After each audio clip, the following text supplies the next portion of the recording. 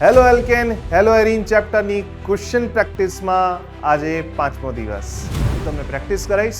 એના ટોપિક તમારે ધ્યાનમાં લેવાના, એની થિયરી તૈયાર કરવાની અને એ એમસીક્યુ ઉપર પર્ટિક્યુલરલી વધારે ફોકસ કરવાનું. તો આવો અલ્કીન જે વધુ વિસ્થાપિત હોય, જેના sp2 કાર્બન ઉપર વધુ અલ્કાઇલ સમૂહ હોય, તે અલ્કીન વધુ સ્થાયી હોય છે. આમ તો આલ્કોહોલની પ્રક્રિયા ગમે તેના સાથે થઈ જાય અને એની અસર પણ તમે ઘણી વખત જોઈ હશે, હે ને? એ અસરની વાત નથી કરી રહ્યા આપણે, હાલ પ્રક્રિયાની વાત કરી રહ્યા છીએ, એ પણ કેમેસ્ટ્રીમાં.